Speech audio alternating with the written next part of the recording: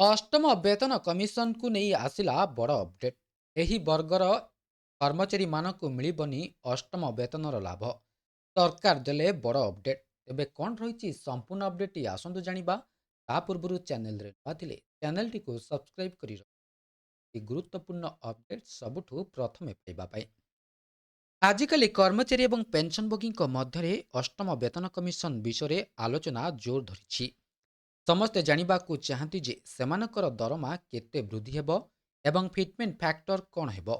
କିନ୍ତୁ ଆପଣ କ'ଣ ଜାଣନ୍ତି ଯେ ଅଷ୍ଟମ ବେତନ କମିଶନକୁ ସମସ୍ତେ ଲାଭ ପାଇବେ କି ନାହିଁ?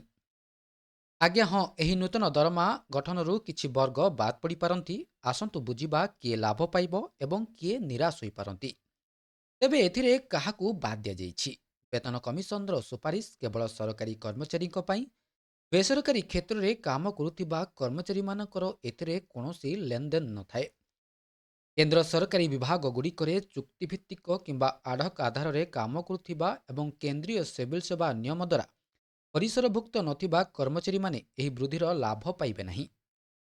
ରାଜ୍ୟ କର୍ମଚାରୀମାନେ ପ୍ରାୟତଃ କେନ୍ଦ୍ରୀୟ ସ୍ତରରେ ସମାନ ଦରମା ଆଶା କରନ୍ତି, କିନ୍ତୁ ଅଷ୍ଟମ ବେତନ କମିଶନ ସୁପାରିଶ ସେମାନଙ୍କ ପାଇଁ ସ୍ୱୟଂଚାଳିତ ଭାବରେ ପ୍ରଯୁଜ୍ୟ ହୁଏ ନାହିଁ।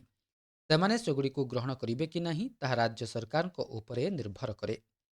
ଏହା ବ୍ୟତୀତ ପିଏସ୍ୟୁ କ୍ଷେତ୍ରର ନିଜସ୍ୱ ଅଲଗା ସାଲାରୀ ଷ୍ଟ୍ରକ୍ଚର ଅଛି।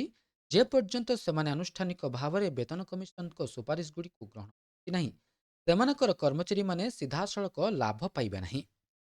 ତେବେ ଏଥିରେ ଲକ୍ଷ ଲକ୍ଷ କର୍ମଚାରୀ ଅପେକ୍ଷା କରିଛନ୍ତି।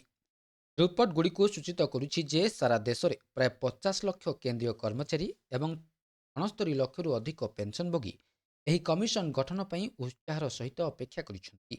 ଯଦି ସରକାର ଅଷ୍ଟମ ବେତନ କମିଶନକୁ ଅନୁମୋଦନ କରନ୍ତି, ତେବେ ଫିଟମେଣ୍ଟ ଫ୍ୟାକ୍ଟରରେ ବୃଦ୍ଧି ସହିତ ସର୍ବନିମ୍ନ ମଜୁରୀରେ ଏକ ଗୁରୁତ୍ୱପୂର୍ଣ୍ଣ ବୃଦ୍ଧି ହେବାର ସମ୍ଭାବନା ଅଛି। ତେବେ ବର୍ତ୍ତମାନର ଅପଡେଟ୍ କ'ଣ ରହିଛି?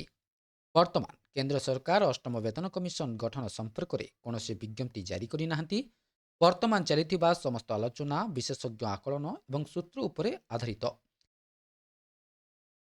ସରକାର ସ୍ପଷ୍ଟ ଭାବରେ କହିଛନ୍ତି ଯେ ଭତ୍ତା ଏବଂ ଦରମା ବର୍ତ୍ତମାନ ସପ୍ତମ ବେତନ କମିଶନ ନିୟମ ଅନୁସାରେ ପ୍ରଦାନ କରାଯାଉଛି। ଏହା ଥିଲା ସମ୍ପୂର୍ଣ୍ଣ ଅପଡେଟ୍ଟି। ଭିଡ଼ିଓଟି ଭଲ ଲାଗିଥିଲେ ଭିଡ଼ିଓଟି ଲାଇକ୍ କରନ୍ତୁ, ସେୟାର କରନ୍ତୁ ଏବଂ ଚ୍ୟାନେଲଟିକୁ ସବସ୍କ୍ରାଇବ୍ କରିବା ପାଇଁ